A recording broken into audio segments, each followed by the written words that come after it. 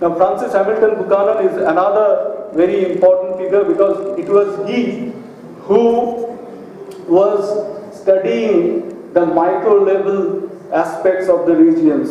Just see, a geographical, statistical and historical description of the district or Jilla of Dinajpur.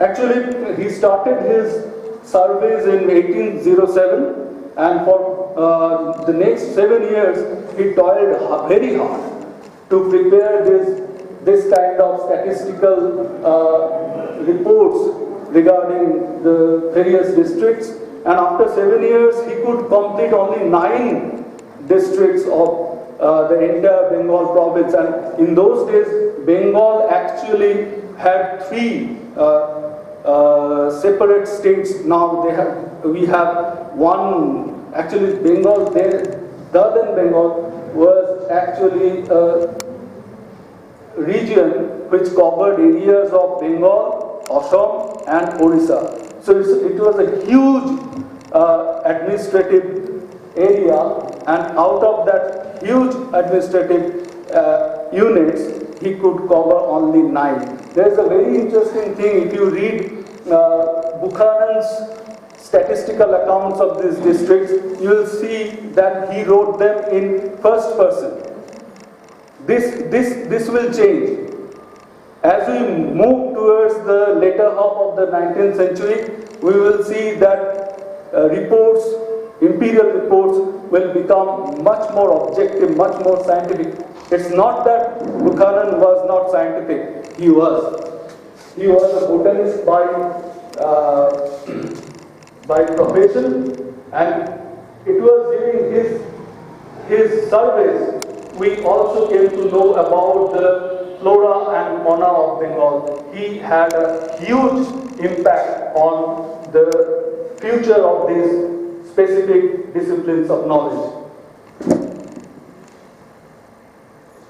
Now in 1802, the British East India Company initiated a very interesting trigonometrical survey to ascertain the latitudes and longitudes of a specific place and its altitude from the sea level. This started in 1802 under the superintendentship of William Lambton. Lambton was like a white Mughal. He had Indian wife. He had an Indian wife, and he lived like an Indian. He used to wear Indian clothes, but he was succeeded by George Everest. George Everest was British and was almost very cold and objective kind of a person. You cannot have a more contrasting 2 individuals than Lambton and Everest.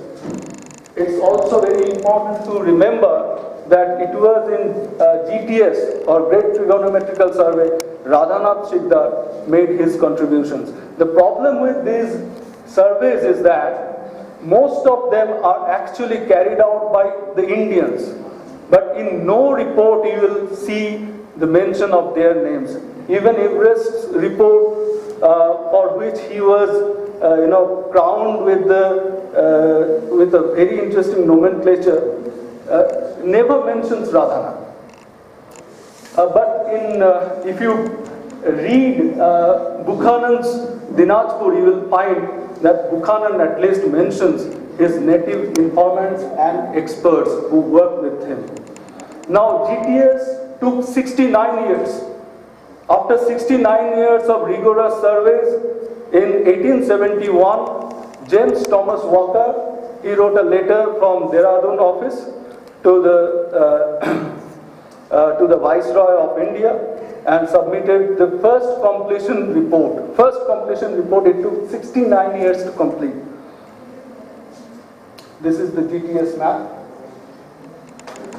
You can see the great arc that goes, that starts from the southernmost tip of India, goes up to the northernmost tip. Now, what is very interesting about these various knowledge operations is how history or writing history became such an important issue, because it is considered to be one of the most interesting features of imperial exercise, because history is one power site where they exercise their most ruthless and most dominating kind of a narrative. Now, if you analyze these histories, you will come across that there are three types of history that were written initially. General history of India, like those we find in James Mill's History of British India. And then we have history of various martial races. The Rajputs, the Marathas, the Sikh were given primacy over the other races of India. You know why? Because they were troubling, they anticipated some kind of trouble from these various races who had the ability to pose a military threat. And then we also had certain biographies of eminent personalities written by, for example, Macaulay's popular essays on Lord Clive and Warren Hastings. This brings us to the first part of colonial endeavors to find an imperial episteme of India. Then this happens, 1857. We all know what changes it brought about. It also brought about changes in the sphere of colonial knowledge making.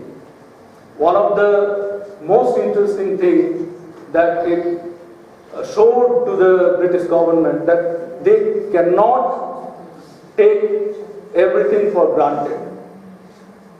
All that brought into foreground the very fact of an anxiety, an epistemic anxiety, that we do not know this region well. We cannot predict well ahead about anything, because the Indians will always come up with some kind of surprise. To negate this surprise element, William Wilson Hunter came up. I briefly mentioned in the first introductory section of my presentation that Hunter noticed that no material on Santhal rebellion exists in Birbhum treasury. That's what prompted him to actually go for the source materials.